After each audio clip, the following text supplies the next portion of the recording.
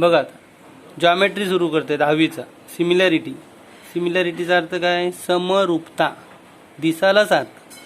कुत्रा, कुत्र्याचे पिल्लू, गाय किंवा गायीचे पिल्लू, सेम माणूस, माणसाचा, म्हणजे त्याला म्हणतात सिमिलर. सिमिलर दिसणार आहे. त्रिकोण, मोठा त्रिकोण, छोटा त्रिकोण, चौकोन, मोठा चौकोन, छोटा चौकोन. बरोबर. आपल्याला ट्रायंगलबद्दल माहिती पाहिजे. ट्रायंगल, एरिया ऑफ ट्रायंगलचा फॉर्म्युला आपल्याला माहिती आहे. त्रिकोणाचे क्षेत्रफळ काय असतं? 1/2 पाया गुणिले उंची. राईट. पुस्तकात बघा तुम्ही. त्रिकोणाचे क्षेत्रफळ सेमीवाल्याने एरिया ऑफ ट्रायंगल बरोबर base into 1/2 base into height असं दिलेलं. आता इथं रेशो दिलाय बघा. Ratio of area of two triangle म्हणजे दोन त्रिकोणांचा रेशो काढायचा. रेशो म्हणजे गुणोत्तर मराठी. मोठा त्रिकोण, छोटा त्रिकोण किंवा छोटा त्रिकोण, मोठा त्रिकोण वरती. आता इथं दाखवलेत बघा. ABC हा त्रिकोण आहे. बरोबर. या त्रिकोणाचा BC हा पाया आहे आणि AD ही उंची आहे. लंब असते ती नेहमी उंची असतं, हाईट. आणि हा बेस आहे. मग आपण कसं लिहू शकतो? एरिया ऑफ ट्रायंगल ABC आणि दुसरा एक ट्रायंगल आहे बघा, एरिया ऑफ ट्रायंगल PQR. यांना म्हणतात ratio. First triangle upon second triangle. मग याचा फॉर्म्युला काय? 1/2 बेस इंटू हाईट. 1/2 लिहिला. बेस काय बघा? BC. हाईट काय बघा? AD. सेकंडचं बघा इकडं ट्रायंगल PQR. याचा बेस काय? QR. हाईट काय?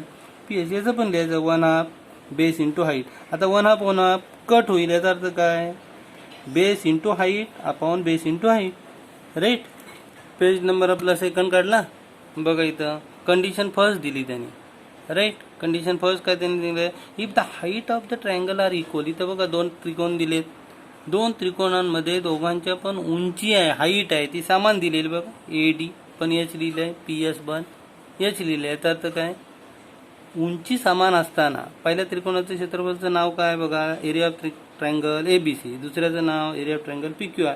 मग कशी आपण 1/2 कट केलेत. आता काय लिहायचं? पाया गुणिले उंची. वरच्याचा पाया किती आहे? पहिल्याचा BC. उंची किती दिली? H. दुसऱ्याचा पाया किती आहे? QR. त्याची उंची किती दिली?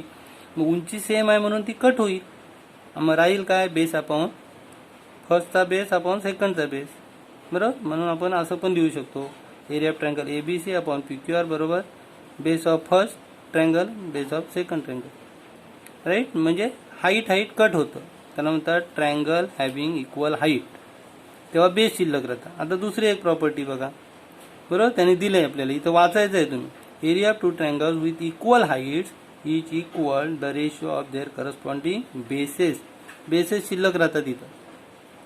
आता दुसरी कंडिशन दिली. ही फर्स्ट कंडिशन झाली. सेकंड कंडिशन काय दिली त्यांनी? If the bases of the both triangles are equal. इथं बघा एकच आकृती दाखवलेली आहे पण दोन त्रिकोण दाखवलेले. मोठा त्रिकोण कुठला आहे? CAB. दुसरा त्रिकोण कुठला आहे? छोटा PAB. मग ABAB याचा अर्थ काय? दोघांचे पण बेस सेम आहेत पण हाईट सेम दिसते का आपल्याला? नाही. मग इथं बघा लिहिले आपण ABC area of triangle ABC upon दुसरा ट्रायंगल आहे APB. बरोबर. मग आपलं फॉर्म्युला काय? 1/2 बेस इंटू हाईट. 1/2 कट. इथं बेस मोठ्याचं काय बघा? AB आणि मोठ्याची हाईट काय आहे? CD. बरोबर. त्याला म्हणतात H1. आणि नंतर दुसरा एक APB आहे बघा, डॉट डॉट दाखवलेला. ह्याची हाईट आहे H2 पण बेस काय आहे? तोच आहे. बरोबर. म्हणजे बेस इथं कमी होतो. ABAB कट राहतं काय? दुसऱ्याची हाईट. म्हणजे इथं आन्सर काय येतं? H1 upon H2. If base is same then remaining H1 H2. if height is same here remain base upon base. बरोबर. इथं आलं H1 upon H2. Page number 3 आहे बघा. Page number 3 fill in the blanks properly. Activity आपल्याला दिलेली. Activity type. आता याच्यामध्ये तुम्हाला मोठा त्रिकोण दिसतो ABC. दुसरा एक ह्याच्यात लहान त्रिकोण आहे APQ. बरोबर. ह्या दोन्ही त्रिकोणांची हाईट सेम आहे बघा. ARE काय? हाईट आहे. राईट. आणि इथं एक त्रिकोण दिलाय बघा LMN मोठा त्रिकोण आणि छोटा त्रिकोण आहे DMN.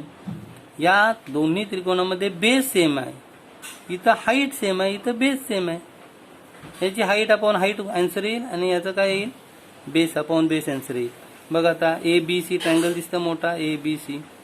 Area of triangle ABC बरोबर त्याचा बेस लिहा BC.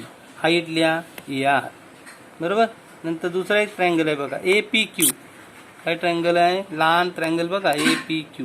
मग त्याचा बेस काय आहे? PQ. Base into height AR.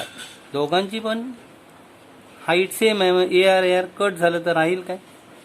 Base upon base, B C upon मोठ्याचा ट्रायंगलचा बेस आहे बी सी मोठा आणि छोट्या ट्रायंगलचा बेस आहे पी क्यू छोटा.